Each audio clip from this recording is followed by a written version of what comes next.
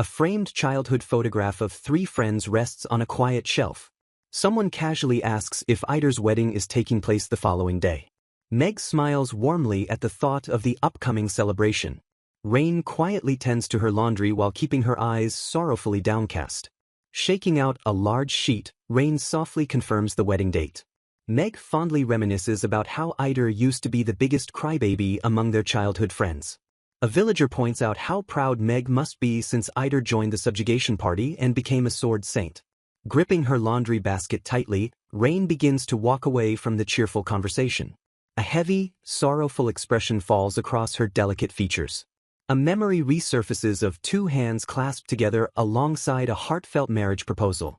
Beneath the dappled shade of a tree, a younger Ider stands earnestly before a wide-eyed Rane. 5 years ago, the boy she had always cared for like a little brother unexpectedly asked for her hand in marriage. Bowing his head, he desperately pleaded with her to wait while he succeeded as an adventurer. Looking back with a gentle flush on her cheeks, she softly agreed to his request. She promised with all her heart to wait for his triumphant return. Following their official engagement, the young couple happily shared the news with the village chief and their respective parents. She believed in their bond completely until she heard the devastating news of Ider's wedding just this morning. After he left to become an adventurer, their letters slowly ceased once he joined the Demon King's subjugation party. Assuming his journey was incredibly harsh, she spent every single day fervently praying for his safety. She would often stand alone in the quiet house, clutching her chest in anxious hope for his well-being. Despite rumors of him defeating the Demon King and becoming the Saint's Knight, she never heard from him directly until a wedding announcement arrived. The sheer weight of the sudden revelation leaves a heavy silence in its wake. The painful reality that she was only informed of this betrayal today completely shatters her. Ider's father proudly announces to the village that his son is marrying Saint Aki. Rane stands frozen in absolute shock as the murmurs of the sudden marriage swirl around her. The father sternly declares that the king formally recognizes the union, making any objections an act of treason. A sharp, warning glare cuts through the crowd directly toward her. Realizing the hidden threat of treason, she understands she must keep her mouth completely shut. It becomes painfully obvious that his family simply wants to silence her completely. A bitter memory flashes of how genuinely overjoyed his parents had been during their initial engagement. She vividly recalls the innocent future she had once so desperately dreamed of sharing with Ider. The crushing confusion of why he abandoned her leaves her mind completely blank. Listening to the villagers call him their pride, she wonders why he couldn't have just told her the truth himself. If he had only been honest about wanting to break the engagement, she would have quietly let him go.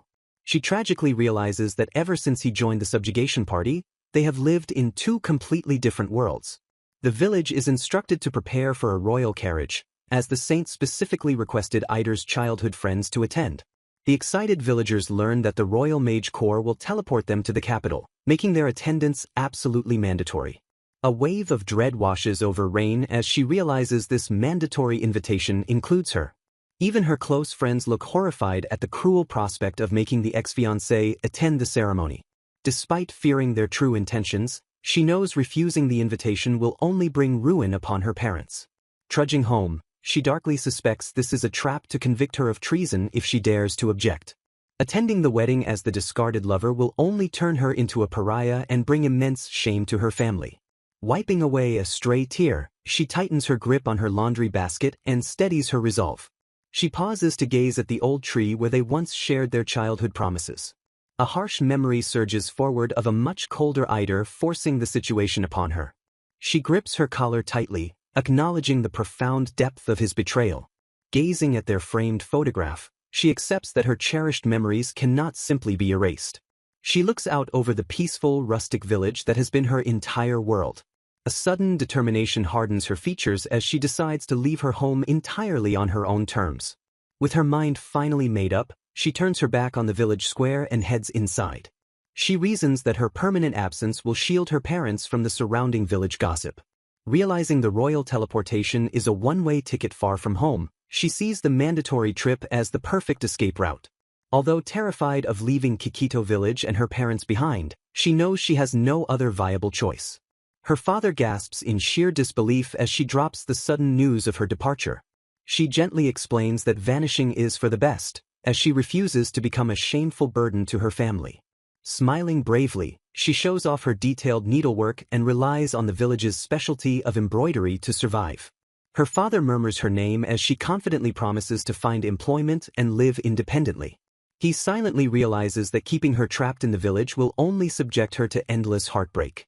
Rane steps forward to gently comfort her weeping mother while apologizing for the tragic turn of events. Pulling her into a protective embrace, her father assures her that she has done absolutely nothing wrong. Rane's mother gazes at her with a heavy heart as the final moment of departure arrives. Even as they face a long separation, her mother fervently wishes for her daughter's future happiness. A single, crystalline tear falls as Rane struggles to maintain her composure. Swallowing her sorrow, Rane offers a soft and sincere word of thanks to her mother. The wide, expansive sky stretches out as the transition to her new life begins. Clutching her suitcase, Rane bids her parents a final farewell and urges them to stay healthy. Turning her back on her childhood home, she steps toward the assembly point with a heavy resolve. Members of the Royal Mage Corps arrive in their imposing hooded robes to oversee the journey. The mages issue a sharp, cold command for everyone heading to the capital to gather immediately. Rane observes the elite guards, noting their distinctly unwelcoming and arrogant demeanor. The lead mage raises his staff and begins the rhythmic chanting of the teleportation spell. A massive magic circle erupts beneath the villagers' feet as the ritual reaches its peak. The very fabric of space begins to warp around Rane as the magical energy surges. Rane is suddenly swept into a swirling vortex of light, her hair whipping wildly in the wind. Terror grips her as she feels the ground vanish and realizes she is falling through a void. Her boots descend through a shimmering, celestial expanse during the instantaneous transition. With a sharp jolt, her feet hit the solid stone ground of a foreign destination. Rane stands amidst a swirl of magical particles, clutching her luggage in stunned silence. The majestic and sprawling skyline of the royal capital looms before her in all its grandeur. Gazing upward with wide-eyed wonder, Rane is completely overwhelmed by the city's scale. She officially stands at the threshold of the royal capital, a world far removed from her village. The group of villagers begins to navigate the wide, bustling thoroughfares of the grand city. Rane stares at the massive central castle, knowing that is where Eider's wedding will take place. Their guide points the way toward an inn and instructs them to rest until the following morning. The villagers arrive at a grand, multi-story building that will serve as their temporary home. Rane sits alone on the edge of her bed, the silence of the room amplifying her loneliness. Gazing out the window at the unfamiliar lights, she dreads the arrival of the coming day. She vows to witness the entire ceremony so she can finally say a permanent goodbye to her past. A sudden burst of laughter from the street below startles her out of her deep melancholy. Reaching for her ribbon, she tells herself that this final trial will allow her to start a new life. Meg spots Rane in the hallway and asks if she is planning to head out into the city. Peering through the frame of a window, Rane considers the world outside her door. She decides to go for a solitary walk to clear her mind before the wedding. Rane realizes she must quickly acclimate to the capital since she will be living here alone from now on. Stepping onto the main road, she is instantly buffeted by the chaotic energy of the capital. The sheer density of the crowd leaves the village girl feeling small and insignificant. She passes by endless rows of high-end shops filled with luxury goods she has never seen. Trudging through the stone-paved streets, she feels like a ghost moving through a dream. The sight of elegant, high-fashion clothing in the windows makes her feel even more out of place. Everyone she passes seems to radiate an effortless elegance and refined wealth. The blinding prosperity of the city's residents creates a painful contrast with her own humble life. Overwhelmed by dizziness and the crushing crowd, Rane decides to retreat to the safety of her room. As she turns into a side street, a menacing presence suddenly looms out of the shadows. Rane realizes too late that she has wandered into a dark, deserted alleyway. The atmosphere shifts instantly from glamorous to predatory as she strays from the main path. A rough hand suddenly seizes her arm, prompting a sharp cry of terror to escape her lips. A hooded man sneers at her, mocking the young lady for being so careless in a place like this. He warns her not to struggle as she desperately begs him to release her. The struggle intensifies as the predator tries to drag her deeper into the darkness. Rane manages to break free for a moment, stumbling back while screaming for help.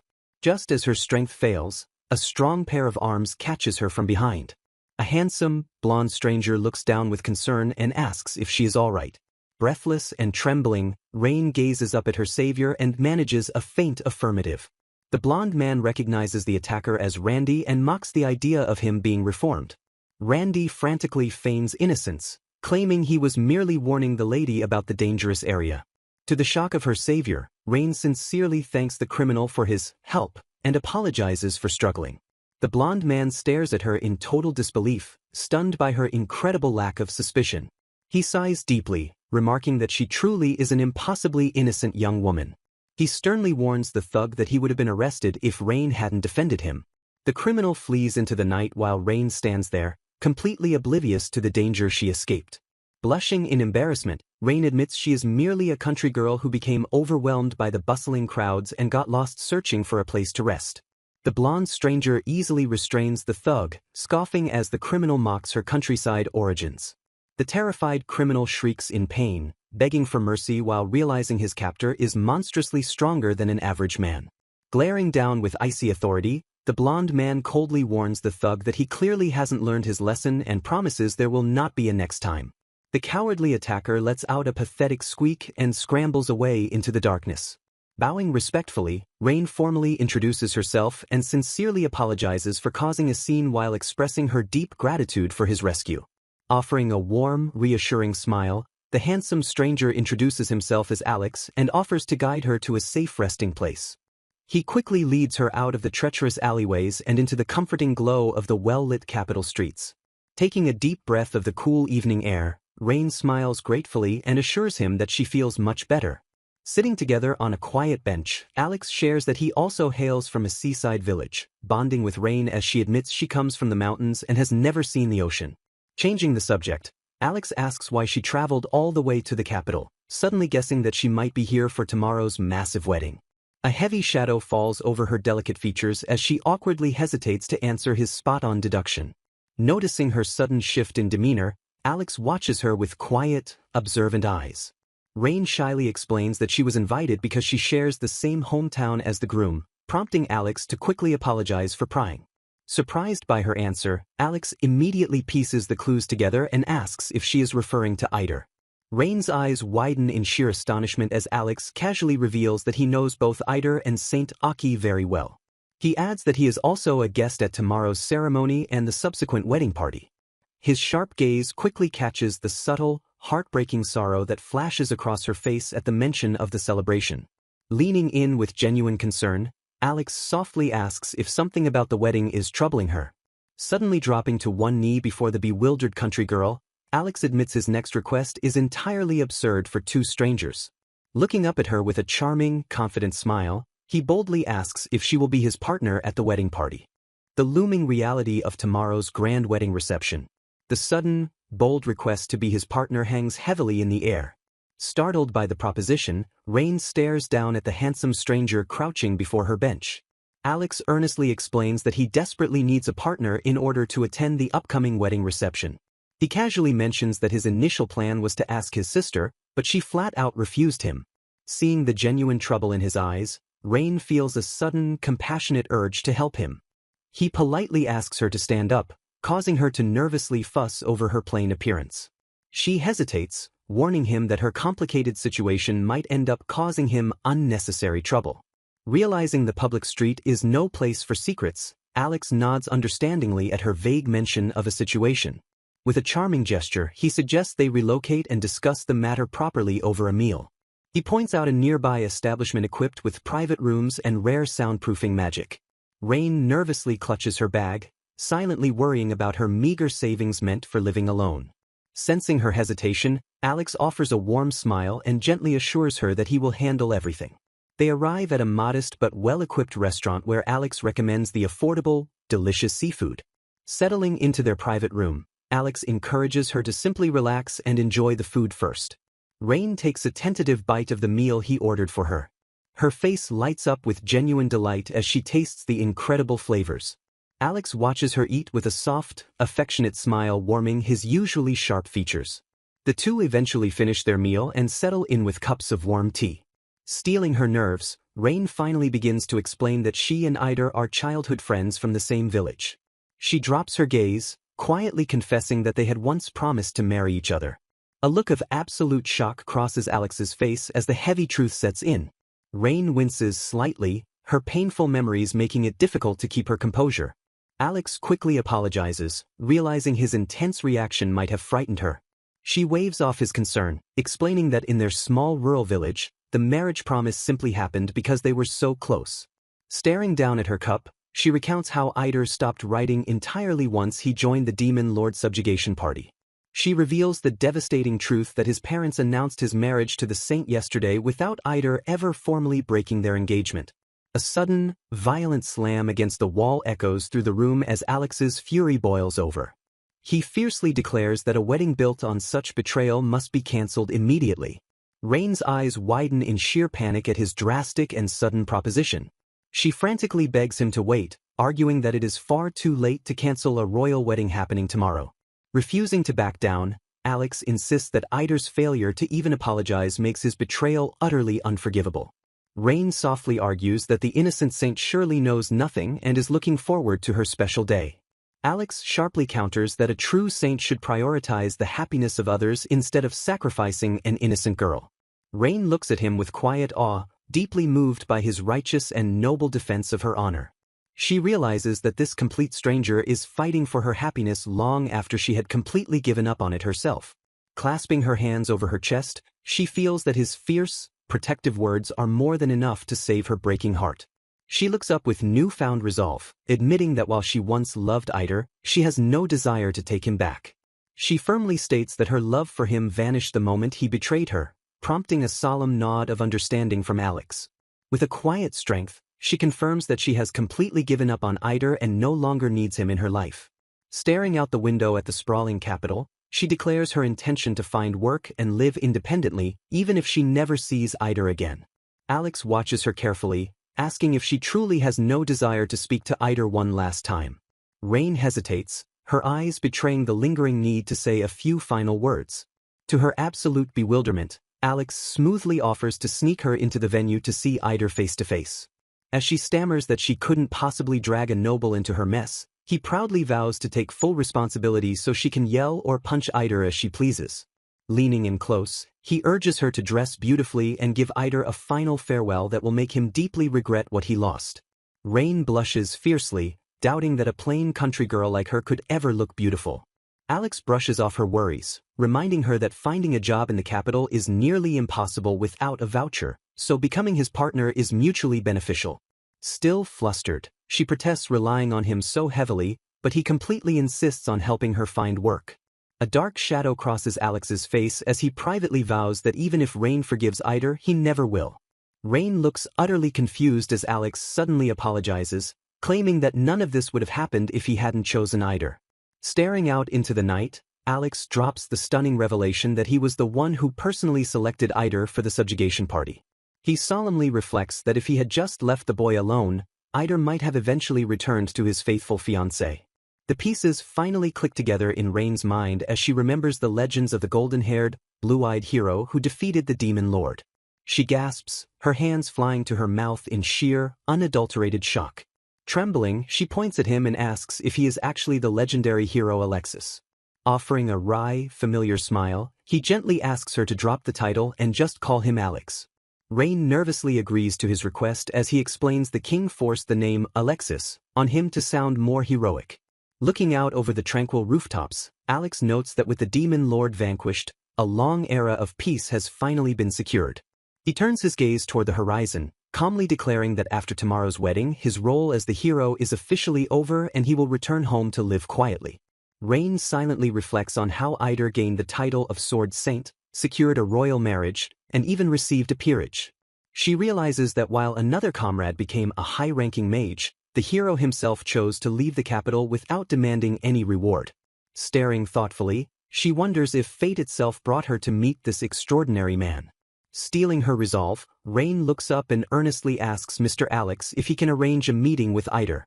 Gazing at the sky, she solemnly declares that she has something important she needs to say to her former fiancé. Alex escorts her to an impressive, sprawling mansion bathed in the evening light. A cheerful maid warmly welcomes him back to the elegant estate. Alex casually greets Sally and introduces Rane as his official partner for the upcoming wedding reception. Blushing nervously, Rane offers a timid greeting to the household staff. Sally claps her hands in sheer delight, overjoyed that her master brought home such a beautiful lady, and quickly arranges for Rane to stay the night. Assessing the situation, Sally points out that the available dress might be a bit large, questioning if she can ready it in time. Bursting with enthusiasm, the maid vows to spare absolutely no effort for a woman personally chosen by Mr. Alex. Grasping Rane's hands warmly, Sally introduces herself and happily insists they begin the fittings immediately. Alex turns to leave, offering a gentle farewell as the women set to work.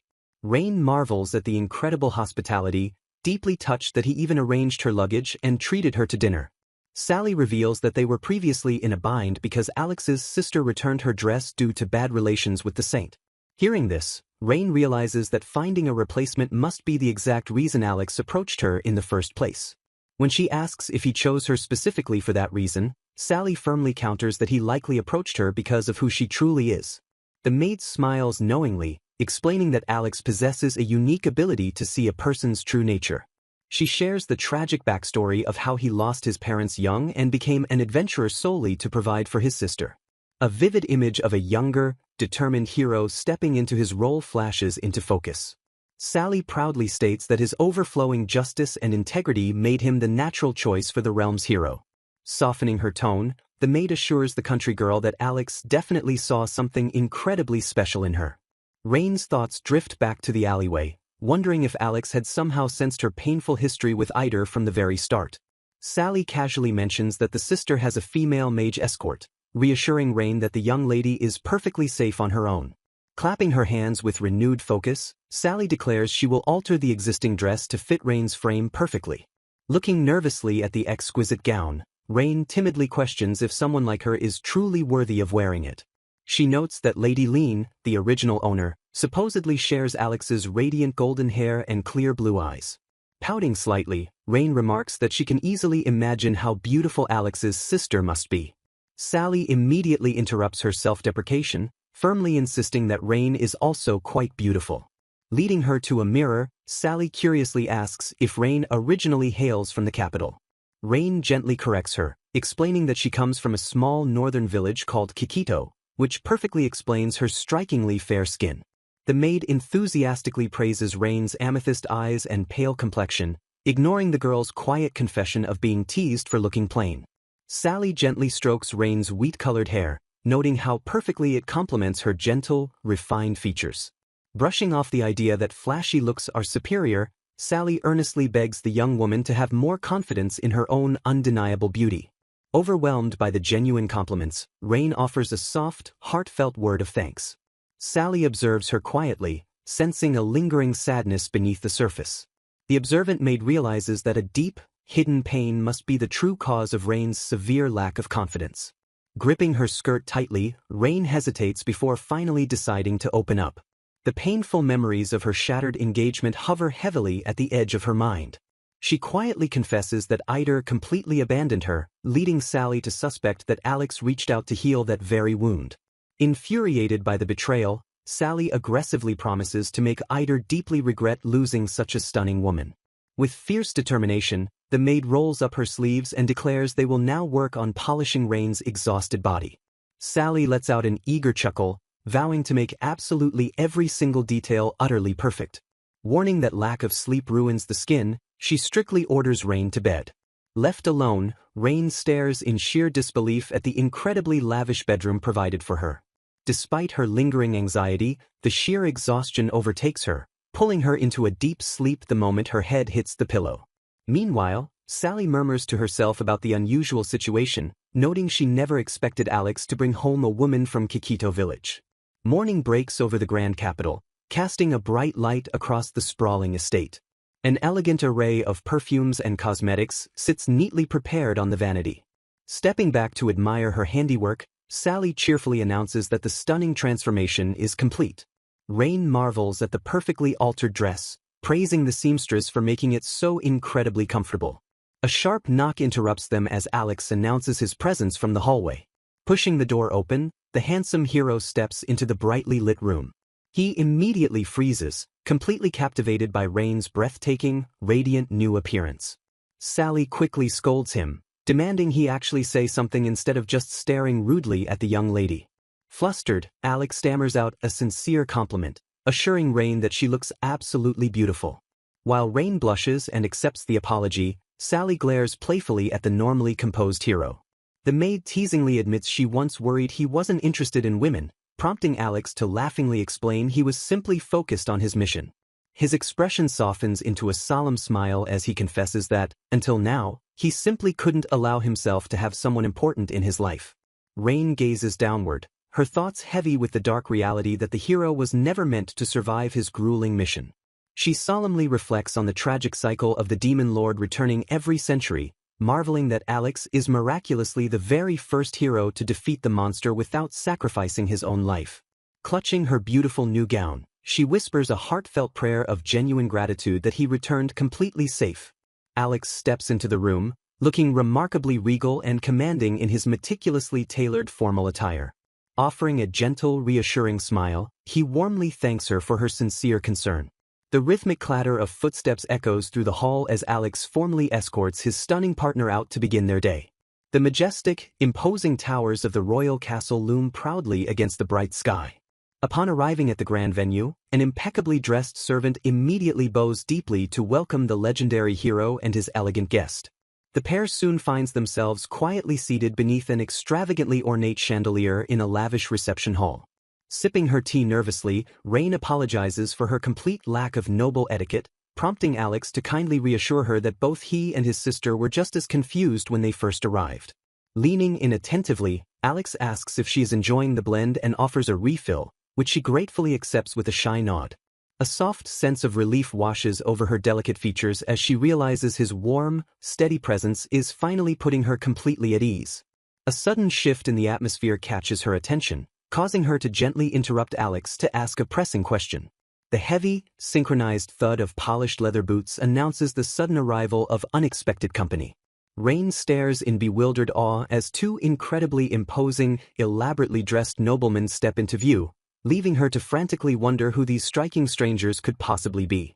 Rane looks up in sheer surprise, her voice trembling slightly as she calls out Alex's name. Alex stands tall and composed, calmly reassuring her that he is right there by her side. He offers a confident smile, reminding the nobleman that he promised to bring a partner to the event. One of the noblemen admits his surprise, confessing he thought the rumor of Alex bringing a date was just a lie to keep women away. Realizing his blunt words might have been offensive, the nobleman frantically apologizes for startling her. Stepping forward with refined grace, he politely asks the beautiful young woman for her name. Lowering her gaze slightly, Rane explains she is merely a commoner without a family name and introduces herself simply as Rane. The nobleman repeats her name thoughtfully, his interest clearly piqued. He warmly compliments her graceful elegance, noting how refreshing her natural beauty is compared to the flashy women he usually encounters. The second nobleman, revealed to be the crown prince, sighs dramatically that it's a shame she is already Alex's partner. Alex immediately steps in front of Rane, firmly warning the crown prince to stop teasing her. The crown prince blinks in genuine surprise at the hero's fiercely protective stance. Chuckling in amusement, the prince claims he only wanted to get along with her and complains that Alex ruined the fun by revealing his identity so easily. Alex sternly reminds the royal that Rane is nervous in this unfamiliar place, demanding he stop playing his usual games. Catching a specific detail, the prince realizes with shock that Alex was the one who desperately begged Rane to attend. Alex proudly confirms he knelt and begged, declaring with absolute certainty that he knew she was the one the moment they met. Realizing the profound gravity of Alex's feelings, the first nobleman notes they must respond with proper courtesy. Bowing deeply, the nobleman formally introduces himself as Clarence and warmly invites her to call him by his name. Rane stares at him in absolute shock, completely overwhelmed by the sudden influx of royal attention. Clarence quickly clarifies that she can call him Noah instead, revealing his high status as the lord of Duke Fowl's household. Feeling incredibly out of place among such elite company, Rane nervously calls out to Alex for support. Offering a comforting smile, Alex promises to stay by her side so she has absolutely nothing to worry about. Rane looks up at her reliable protector and offers a sincere, heartfelt word of thanks. Alex gently apologizes for the sudden commotion but encourages her to enjoy being the true star of the night. Confused by his bold statement, Rane asks if the main stars of the celebration are supposed to be Eider and the Saintess. The heavy realization of facing her former fiancé momentarily drains the warmth from her delicate features. She panics slightly as the reception is about to start, frantically wondering if Alex is planning to punch Eider right now. Alex coldly declares that if she doesn't want to hit the traitor, he will gladly do it in her stead. Shaking her head, Rane insists she just has something important she needs to say to Eider. Alex places a reassuring hand on her shoulder, promising to watch over her as she gathers the strength to confront her past. The grand architecture of the royal reception hall looms elegantly above the gathering crowd. Rane nervously scans the opulent room, her anxiety spiking as she takes in the overwhelming scene. She catches murmurs from the crowd praising her simple yet incredibly graceful and elegant dress. Searching the sea of nobles, she anxiously tries to spot Eider and the Saintess among the glittering guests. Overwhelmed by the sheer number of people, she worries she won't even be able to find them in the massive hall. Alex suddenly leans in, sincerely apologizing for the overwhelming introductions earlier. He playfully points out that, just as he predicted, she has undeniably become the main star of the evening. Rane blushes deeply as several noblewomen cast envious, awestruck glances toward her stunning appearance. The high society ladies whisper among themselves, desperately wondering who the beautiful stranger could be. Rane suddenly freezes as she overhears two guests harshly mocking the poorly dressed villagers from Eider's hometown. The gossiping women reveal that the Saintess specifically ordered the villagers to attend just to humiliate them and prove they live in a different world. To her absolute horror, the women whisper about a delusional village girl who goes around calling herself Eider's fiancé. A devastating wave of heartbreak crashes over Rane as she realizes Eider must have painted her as a crazy, one-sided stalker to protect himself. Trembling with shock, she grips her dress tightly as the cruel reality of his ultimate betrayal completely shatters her. Seeing her sudden distress, Alex quickly calls her name with deep concern. A group of brightly dressed nobles gathers near the center of the hall, drawing their attention toward the commotion. Alex sharply narrows his eyes, his heroic gaze locking onto the source of Rane's torment. Noticing his unwavering support, Rane looks up and quietly asks if he truly believes. She recalls how fiercely angry he got on behalf of her and the villagers when they couldn't defend themselves. Tears prick her eyes as she offers him a soft, deeply emotional thank you for his absolute faith. Alex smiles gently, assuring her that anyone can easily tell her words were never a lie. Rane's expression hardens into one of newfound resolve, drawing immense strength from his unwavering trust. A sudden, arrogant voice cuts through the crowd, loudly complaining about the guests ignoring the real stars of the day. The crowd parts slightly, shifting focus toward the source of the obnoxious complaining. The Saintess loudly whines that Alexis should be staying by her side so everyone will gather around her instead. A sycophantic noble desperately tries to comfort the pouting Saintess, indulging her incredibly childish behavior. The Saintess glares fiercely toward the murmuring crowd, her eyes locking maliciously onto Alex and his beautiful partner. Marching aggressively toward them, the Saintess demands to know exactly who Rane is. Rane's fingers tighten nervously around Alex's hand as the hostile woman aggressively closes the distance.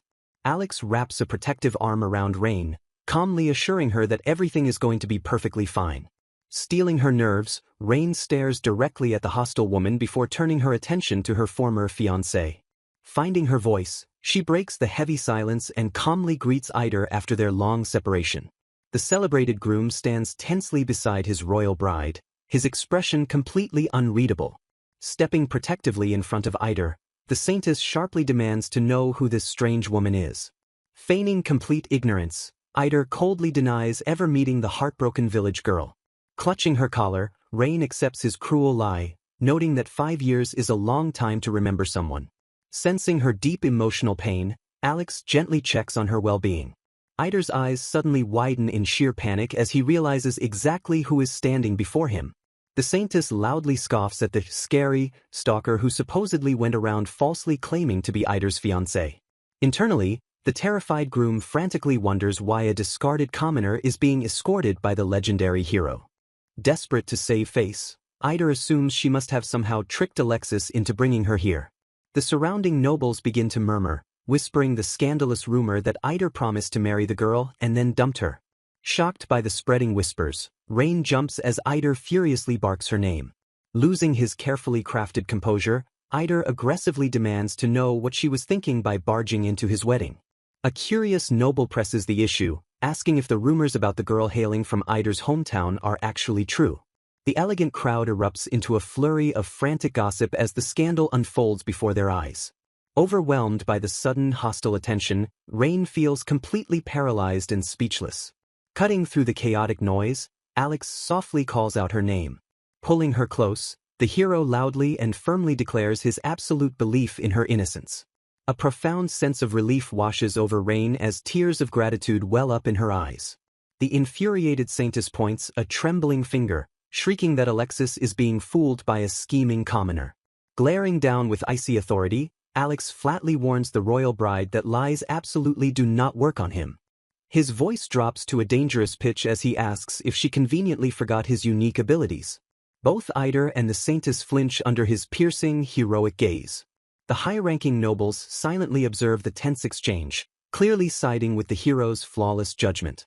A hush falls over the crowd as they realize Alex's legendary perception has completely exposed the Saintess's cruel deception. Having seen enough, Alex announces they are leaving the toxic environment immediately. Humiliated and desperate, the Saintess frantically yells for him to wait as he turns his back on her. Ignoring her entitled shrieks, Alex pauses only to address the bride directly. He coldly reminds Aki that with the demon lord defeated, her status as the summoned Saintess is no longer absolute. Delivering a final, chilling warning, he states that continuing to act with such malicious intent will have severe consequences. He firmly declares she will lose her sacred powers entirely if she remains on this cruel path. The terrified Saintess desperately screams that his ominous warning is a complete lie. Refusing to accept reality, she frantically insists that her divine status is untouchable. Eider remains frozen in a cold sweat, his entire world crumbling around him. Ignoring the desperate pleas of the royal guests, Alex gracefully escorts his partner out of the grand hall. Walking toward freedom, Rane nervously asks if causing such a massive scene was truly acceptable. A lavish carriage quickly carries the pair far away from the disastrous royal reception. Settling into his seat, Alex sincerely apologizes for dragging her into such an awful, humiliating situation. Shaking her head gently, Rane absolves him of any blame, admitting she never expected such blatant cruelty from Eider. Offering a warm smile, she confesses that despite the terrifying confrontation, his unwavering faith gave her immense strength. She places a hand over her heart, feeling completely reassured by his steadfast protection. Her expression softens with melancholy as she remembers the kind, sensitive boy Eider used to be. A vivid memory surfaces of a small, insecure child who constantly cried over his own weakness. She realizes that her very existence likely became a painful reminder of the pathetic past he desperately wanted to erase. Gazing out at the passing city, she accepts that his newfound power twisted him into someone who would cruelly belittle others to protect his pride. Turning to Alex with a bright, genuine smile, she declares that her lingering childhood affection for Eider has completely vanished. Relieved by her emotional closure, Alex curiously asks what she had originally intended to say to her ex-fiancé. Rane blushes slightly, struggling to find the right words. She reveals she simply wanted to say goodbye and wish him a happy marriage. Lowering her gaze, she admits that a peaceful farewell was her only true goal.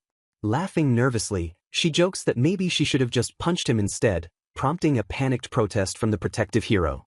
Radiating newfound confidence, she vows to find a job tomorrow and move forward with total peace of mind. Alex watches her with a soft, affectionate smile, clearly moved by her incredible resilience. Refusing to abandon her, he smoothly offers to be her official guarantor in the capital. He generously insists she live in his mansion until she finds proper employment, leaving her completely flustered by the massive favor. Reaching across the carriage, he gently takes her trembling hands into his own. Staring deeply into her eyes, he earnestly confesses that he truly cares about her. With quiet devotion, he asks her to let him stay by her side and see this journey through to the very end. Blushing fiercely, Rane happily accepts his immense kindness, fully embracing the beautiful new life unfolding before her. Chuckling at her newfound determination, Alex playfully invites her to stay forever while Rane eagerly promises to find work as soon as possible. The elegant horse-drawn carriage passes through the towering iron gates and safely arrives at the lavish estate. Stepping into the grand foyer, Sally points out their surprisingly early return as Alex simply instructs the maid to help Rane change out of her dress. Bowing with practiced grace, the obedient servant accepts the master's unspoken instructions without a single question. A cheerful, feminine voice suddenly echoes through the quiet hallway to warmly welcome her brother home. A stunningly beautiful young woman with bright eyes and a dark, elegant dress steps into the vibrant light. Alex blinks in mild surprise as he formally acknowledges his younger sister's unexpected return. Pouting slightly, Rane admits she rushed back because the obnoxious Saintess deeply infuriated her and she worried her brother might need backup. Staring in quiet awe, Rane instantly pieces the clues together and realizes this radiant noblewoman must be Alex's beloved sibling. Letting out an excited gasp, Rane completely ignores proper etiquette and suddenly lunges forward to embrace the startled village girl. Leaning in incredibly close, the energetic sister beams with sheer delight as she forcefully demands to know where Alex found such a gorgeous companion.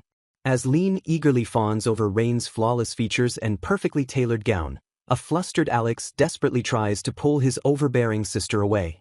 Swept up in the absolute chaos of the royal siblings, Rane blushes fiercely and frantically wonders what on earth is happening to her quiet new life. Beaming with genuine gratitude, Rane warmly introduces herself and thanks the village girl for acting as her brother's partner for the day. Rane humbly deflects the praise, softly insisting that Sir Alex was the one who actually helped her with so many things. Chuckling knowingly, the vibrant noblewoman wagers that her brother must have made an incredibly unreasonable request to secure her help. Admiring the elegant gown, Rane openly envies Rane's gentle aura and marvels at how the dress perfectly complements her soft features. Flustered by the overwhelming compliments, Rane nervously attributes her striking appearance entirely to the exquisite dress. Watching the heartwarming exchange, Alex silently notes that Rane's charming modesty makes her undeniable popular material. Stepping forward with burning curiosity, Rane eagerly asks how the two of them originally crossed paths. A heavy, awkward silence suddenly falls over the couple as they struggle to find an appropriate answer. The grand chandeliers of the estate loom overhead as the weight of the previous day's scandalous events hangs in the air. After hearing the full story, a dark shadow crosses Rane's face as she furiously declares Eider to be the absolute worst. She completely shatters at the thought of a man unilaterally breaking a 5-year engagement only to cruelly frame his devoted fiancé as a villain.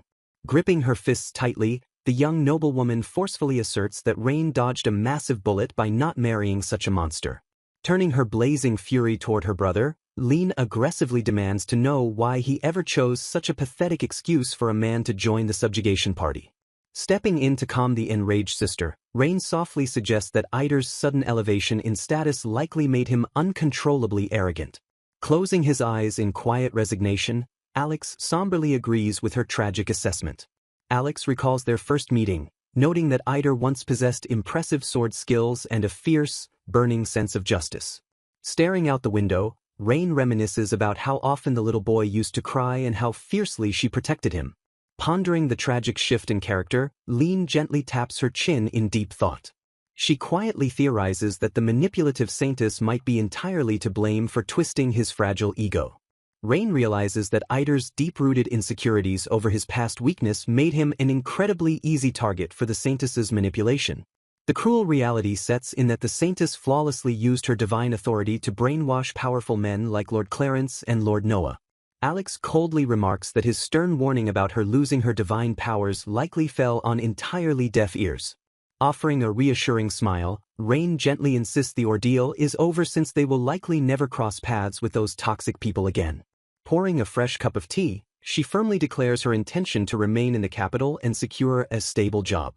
Alex immediately steps forward, firmly repeating his vow to act as her guarantor and house her until she finds employment. Overjoyed by the prospect, Rane aggressively grasps Rane's hands and begs her to abandon the job hunt and live with them forever. Beaming with radiant energy, the noblewoman points out their similar names and excitedly proposes a massive shopping trip for tomorrow. Rubbing his temples in mild exasperation, Alex sighs that his sister has always desperately wanted an older sibling. The next day in the bustling market, Rane happily holds up 2 patterned pillows and asks for Rane's preference. While the village girl timidly makes her selection, Alex quietly trails behind them, dutifully carrying a mountain of heavy shopping bags. Noticing Rane's overwhelming guilt over the lavish treatment, Alex gently urges her to simply humor his sister's wild whims. Watching Rane enthusiastically browse the stalls, he softly confesses that his dangerous career always left her feeling incredibly lonely. He notes that despite having guards and maids, having a genuine friend close to her own age has brought Rane immense joy. Staring thoughtfully at the cheerful girl, Rane's expression softens with profound understanding. Turning back to the burdened hero, she sincerely thanks him for the incredible kindness he and his sister have continually shown her. A bright, genuine laugh escapes Alex as he proudly notes what a successful shopping trip they managed to pull off. Taking a much-needed rest on a quiet bench, Rane vows with all her heart to fully repay their boundless generosity once she starts working. Alex steps away toward a nearby merchant stall to secure some refreshments for the exhausted girls. Sitting together in the pleasant shade, Rane sheepishly apologizes for dragging Rane around with such relentless energy. Brushing off the apology, Rane thoughtfully explains that she hopes to utilize her past experience and find work related to embroidery. Rane's eyes widen with sheer admiration as she continuously praises the village girl's incredible, refined skills. A subtle, melancholic determination washes over the noblewoman as she admits she desperately wants to try something new herself. Leaning back with a heavy sigh, she complains about the stifling reality of only being allowed to visit the cathedral or the library. She taps her lip in deep concentration, completely lost in thoughts of breaking her mundane routine. Offering a warm, encouraging smile, Rane gently suggests that she should try her hand at embroidery. Rane's face instantly lights up with sheer delight when Rane promises to personally teach her the craft from the comfort of their home. The two girls share a bright, heartwarming smile as they begin to make their way back to the sprawling estate. Bursting with newfound enthusiasm, Rane aggressively declares they must immediately raid a local craft shop for the finest supplies.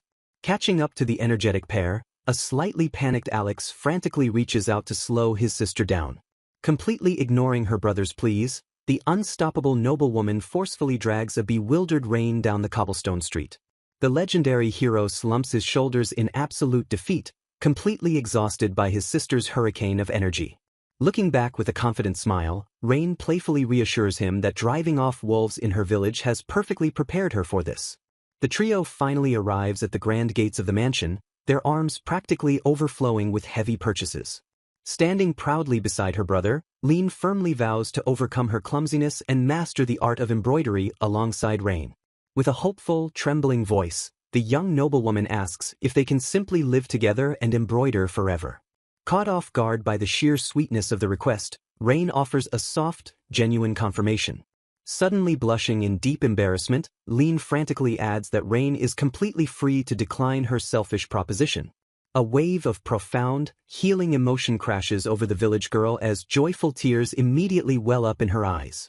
Wiping away the happy tears, she sincerely promises to stay with them and build a beautiful new future. The majestic facade of the royal estate stands proudly against the bright sky, marking the true beginning of her completely transformed life. A cheerful greeting echoes through the brightly lit boutique as the doors swing open. The shopkeeper pauses her work, blinking in surprise at the arrival of her esteemed guests. Alex casually explains they are not here for a fitting, but simply to purchase some fine embroidery tools. A sudden, intense sparkle flashes behind the seamstress's glasses as she zeroes in on the new customer. Leaning across the counter, the energetic woman lavishes praise on Rane's beauty and eagerly asks if they are commissioning a new gown.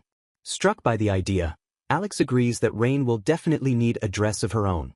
Overriding Rane's frantic protests, the hero smoothly insists that gifting a gown to his lovely partner is simply proper etiquette. The seamstress clasps Rane's hands with overflowing enthusiasm, fiercely promising to design an absolutely perfect dress. Alex notes that while yesterday's gown was stunning, he truly wants to see Rane in a dress made specifically for her. Surveying the fabrics, Rane softly suggests that a paler, softer shade of cobalt blue would suit her best. The shopkeeper and Rane wildly conspire to craft multiple outfits, completely ignoring Rane's flustered rejections. The conversation smoothly pivots as the observant seamstress brings up the delicate topic of lace and design. Resting a finger on her chin, the shopkeeper curiously asks about Rane's extensive background in embroidery. Rane earnestly confirms her experience, explaining her hopes to find employment while tutoring Lady Rane. The boutique owner points out that ornate embroidery is incredibly fashionable this year and mentions her severe staff shortage. Realizing Rane hails from the renowned Kikito village, The shopkeeper gasps in absolute awe. She quickly apologizes for her sudden outburst, thoroughly impressed by the prestigious origin of Rane's skills. Without missing a beat, the seamstress eagerly offers the stunned village girl a position at her high-end boutique. Clasping her hands in sheer joy, Rane immediately and gratefully accepts the wonderful job offer. Alex watches the heartwarming exchange from the sidelines, a soft and genuinely proud smile warming his features. Bursting with excitement, Rane solidifies her plan to safely commute to the shop from the hero's estate. The boutique owner waves an enthusiastic goodbye as the group finally steps out into the bustling capital streets.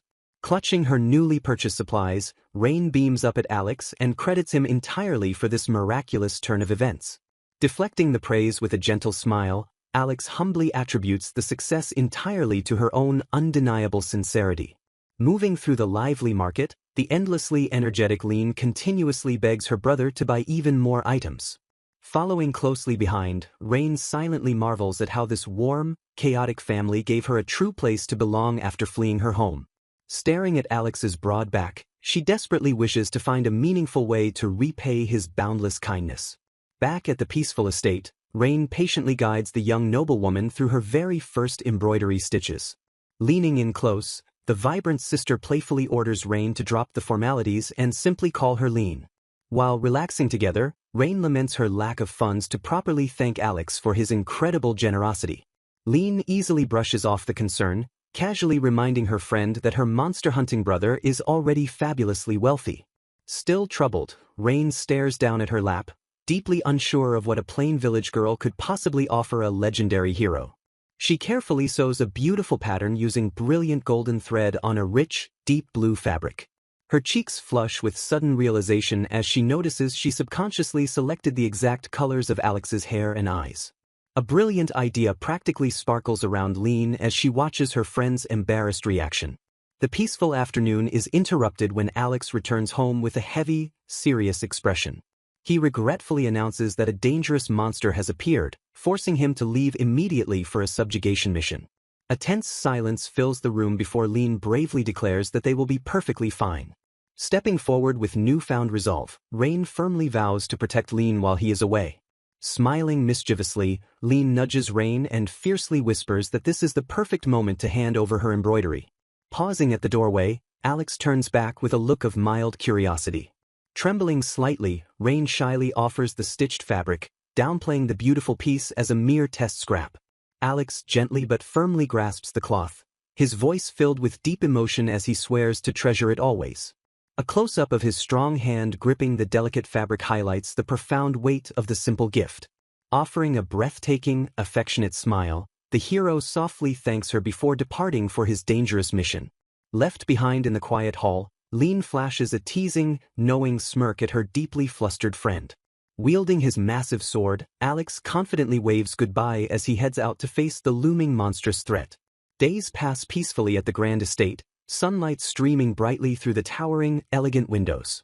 Rane's hands move with surprising grace as she skillfully navigates the delicate embroidery hoop. Rane beams with genuine pride, warmly praising the young noblewoman for her incredible, rapid progress. The tranquil sewing session is abruptly shattered when a maid frantically announces the arrival of highly esteemed guests. Rane freezes in absolute shock as Lord Clarence and Lord Noah step into the grand reception room. Trembling slightly, the former village girl nervously acknowledges the imposing presence of the high-ranking nobleman. To her complete bewilderment, the two powerful lords immediately bow their heads in a gesture of profound apology. Lord Clarence firmly states they have come to truly and sincerely apologize for their past disrespect. The nobles express deep regret for their unwarranted rudeness during the disastrous wedding reception. Rane stares at them in disbelief, stunned that such prestigious men would travel all this way for a simple commoner. Lord Noah solemnly admits they were absolute fools to ever doubt the character of a woman personally chosen by the hero. Flustered by the intense formality, Rane waves her hands and gently insists that the incident did not bother her at all. Seeking to make proper amends, the noblemen officially invite her to an exclusive royal evening party so the rest of high society can apologize. Rane beams with excitement that the new dress will finally have a grand purpose, even as Rane humbly protests that she is unworthy of such a royal invitation. Gesturing enthusiastically, Rane informs the confused nobleman that Alex is already having a custom dress commissioned specifically for Rane. Rane maintains a dignified front, calmly explaining that she must consult Alex before making any final decisions regarding the invitation. Offering a polite and formal bow, the nobleman apologizes for their sudden intrusion while the master of the house was away. They agree to finalize the formal arrangements through Alex at a later date, concluding their unexpected visit to the estate. As soon as the heavy doors close, Rane collapses slightly with a massive sigh of relief after the high-pressure royal encounter. Rane apologizes for speaking on Rane's behalf, explaining that a public apology from the crown prince would have invited a flood of opportunistic nobles. Recognizing the wisdom in her friend's quick thinking, Rane offers her sincere thanks for settling the matter so efficiently. Rane sighs regretfully about dragging Rane into the chaotic world of high nobility, noting they must give Alex a full report upon his return. Steeling her resolve, Rane acknowledges that her brother's initial involvement makes her feel responsible for Rane's current predicament. Rane watches her friend with growing affection, her heart swelling with gratitude for the young noblewoman's unwavering support. Rejecting any notion of regret, Rane passionately declares that meeting both of them has completely restored her will to live. Her face radiates a pure, unburdened joy as she confesses that finding this new family has made her truly happy. Moved by the depth of Rane's sincerity, Rane watches her with a soft and protective gaze. Rane pulls Rane into a warm, supportive embrace, vowing she can face any royal gathering as long as they are together. A close-up captures Rane's touched expression, her eyes shimmering with tears at the realization of their profound bond. Laughing softly in the garden, the two friends agree that they both owe Alex a debt of gratitude for bringing them into each other's lives. The seamstress claps her hands in pure delight at the masterful quality of the finished embroidery. Deeply impressed by her speed, the shopkeeper offers a high price for the work and begs her to take on the next job immediately. A sudden, enthusiastic shout of "Brother!" rings out as Rane spots Alex returning to the estate. Stepping into the light, a regal and well-dressed Alex acknowledges that he heard they were waiting at the mansion. Rane rushes forward to check for injuries, but Alex calmly reassures her that the monsters were no big deal. Gazing at him with genuine relief, Rane softly whispers how glad she is to see him return safely. A moment of quiet, heavy silence passes between the two as they lock eyes in the foyer. Alex suggests that his victory might be thanks to the protective power of the embroidery Rane gifted him. Blushing fiercely, Rane frantically waves her hands and tries to downplay her contribution to his heroic success. Watching the two of them with a knowing smirk, Rane remarks on how perfectly their vibes seem to match. Changing the subject with a bright smile, Rane prepares to inform her brother about the recent royal developments. Alex listens intently as they explain the invitation to the palace gathering meant as a formal apology to Rane. Overhearing the news, the energetic seamstress vows to make Rane's new dress her top priority for the event. Alex turns to Rane with a gentle smile, noting that it's a very good thing they already started preparing her gown. Looking directly at her with warm affection, he admits he is already looking forward to seeing her in a dress again. The sheer intensity of his gaze leaves Rane completely breathless and frozen in place. Rane and the seamstress whisper excitedly behind their hands, wondering if a wedding between the two isn't far off. Rane watches the pair giggle with a mix of confusion and mounting embarrassment. Seizing the opportunity, Rane reveals that Lord Clarence has officially asked to serve as Rane's escort for the party. Rane aggressively reminds her brother that the Saintess and Eider will definitely attend, meaning Rane needs his protection. Rane blinks in surprise at the mention of her former fiancé's inevitable presence at the palace.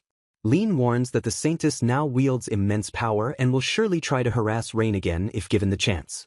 Standing tall, Rane insists that Alex must remain by Rane's side because the Saintess cannot push a national hero around. She encourages Rane to simply accept the royal apology and make a quick exit to avoid any further trouble. Deep in thought, Alex solemnly agrees that he is the best person to protect her from Aki's unpredictable behavior. Alex suggests they also order a matching dress for Rane so she can attend comfortably alongside them.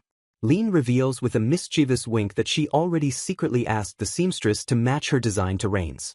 Clasping her hands in pure joy, the younger sister celebrates the idea of wearing matching outfits with her new friend. Her expression suddenly shifts to one of serious concern as she identifies dancing as their next major hurdle. Rane looks utterly panicked at the suggestion, weakly admitting that she has no idea how to dance. Rane points out that many nobles will flock to them that day, making it impossible to move freely without proper steps. Rane trembles at the thought of being surrounded by such a massive, judgmental crowd. Lean explains that being able to dance provides a perfect excuse to escape uncomfortable conversations with pushy nobles. She reassures Rane by reminding her that both she and Alex were commoners who had to learn everything from scratch. Stepping into a graceful pose, Lean and Alex demonstrate the basic movements of a formal courtly dance. Rane watches them in awe, thinking they look like a pair of picture-perfect royal siblings. Alex reaches out his hand, offering a silent and regal invitation for Rane to try the steps with him. With a soft, encouraging smile, he promises to lead the way so no one will ever question her status. Trembling with nerves, Rane stares up at the hero and softly murmurs his name. They face each other in the quiet room, preparing to begin their first practice session together. The atmosphere becomes charged with a quiet, heavy tension as they prepare to move in unison. Alex gently takes her hand and places his other arm around her waist, drawing her close. The focus shifts to their feet as they begin to navigate the rhythmic, intricate steps of the dance. Rane looks up at him with a mix of concentration and mounting wonder at his steady guidance. They glide across the floor, the world around them fading away as they focus entirely on each other. Sensing her anxiety, Alex urges her to stop worrying about her footing and just trust in his lead. He laughingly admits he is used to having his feet stepped on after years of practicing with a clumsy Lean. Lean yells out in a comical huff, telling her brother to stop sharing weird and embarrassing stories with Rane. Laughing at the sibling bickering, Rane jokingly promises to step on his feet gladly if that's what he wants. The room fills with the sound of their combined laughter, a moment of pure and genuine happiness for the trio. The peaceful mood is shattered when news arrives that a dragon has appeared in the neighboring kingdom of Hecate. Alex's expression hardens as he learns the beast is a top-class monster that the local forces cannot contain. He explains that a formal request for his help has arrived because the dragon's destruction is spreading rapidly. With a heavy sense of duty, he prepares to depart before the damage to the neighboring land becomes irreversible. Rane looks on in fear, recalling the terrifying legends of a dragon's violent and overwhelming strength. Alex offers a quick, regretful apology before Lean tells him to go and urges him to be incredibly careful. Lean points out that the Saintess will likely join the subjugation, meaning the royal gathering will probably be cancelled. Alex turns to Rane with a serious, pained expression and sincerely apologizes for having to leave her behind again. He gazes at her with an intensity that reveals his deep, unspoken feelings and his regret for the coming separation. Stepping forward with a sudden, protective surge of emotion, Alex pulls Rane into a tight and silent embrace. Leaning in close, Alex softly confesses that he was truly looking forward to seeing her dressed up. Blushing furiously, Rane shyly suggests that having the dress to look forward to might help him push safely through his dangerous mission. With trembling hands, she suddenly holds out a small, carefully folded piece of fabric. She gently offers him a beautifully embroidered cloth, her fingers brushing nervously against the delicate material. She earnestly explains that she stitched the new handkerchief while fervently praying for his safe return. Placing the delicate gift tenderly over his heart, Alex warmly promises that now he will feel her presence right beside him. Turning his back to the grand estate, the legendary hero officially declares his departure. Clasping her hands together in desperate prayer, Rane loudly begs him to return home safely. Flashing a confident, reassuring smile over his shoulder, he thanks her and promises that everything will be perfectly fine. Meanwhile, a deeply troubled Lord Clarence slumps forward, grimly revealing that the royal gathering has not been cancelled after all. An anxious Lean profusely apologizes for their carefree attitude while her brother risks his life against a fearsome dragon. Clarence gently reassures the girls, noting that their immense worry for the fighting hero is completely justified. Frowning with concern, Lean directly asks the nobleman if he also opposes holding a celebration during such a crisis. A horrifying vision flashes of the massive, fiery dragon devastating the neighboring kingdom of Bikita. Sighing heavily, Clarence explains that the nobility ruthlessly ignored his protests, insisting the party must proceed to project an illusion of unshakable peace. Lean falls silent, a sudden spark of fierce determination lighting up her expressive eyes. Finding her resolve, the young noblewoman confidently declares that her brother would never want his absence to cause unrest within the kingdom.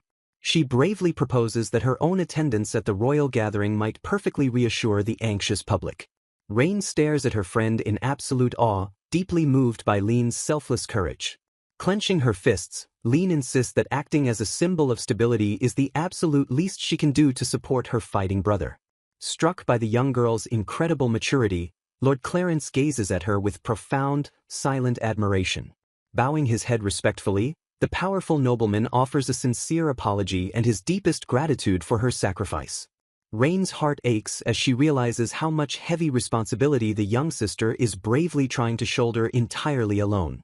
Desperate to help her new family, the former village girl frantically wonders what a commoner like her could possibly contribute. Turning with a vulnerable, trembling smile, Rane gently asks if Rane will stay by her side during the terrifying event. The energetic noblewoman playfully promises that if things get too overwhelming, they will simply dance their way to the exit. Gazing at the cheerful girl, Rane fiercely vows to act in Alex's stead and protect Rane's radiant smile at all costs. Stepping forward smoothly, Clarence warns that it would be incredibly troubling if he allowed someone else to steal his designated partner. Rane quickly declines his offer, humbly insisting she will simply attend as an unescorted companion to avoid drawing any attention. With a mischievous glint in his eye, the Lord wonders aloud how furious the fiercely protective Alex would be if another man escorted her. Flustered by the terrifying thought of the hero's wrath, Rane frantically reiterates her plan to go entirely alone. Chuckling softly at her obvious panic, Clarence gracefully bows out and accepts her decision. Rane privately admits to herself that being escorted by another man after practicing so hard with Alex would feel completely wrong. The gloomy atmosphere vanishes instantly as the seamstress proudly unveils the two breathtakingly gorgeous, newly finished gowns.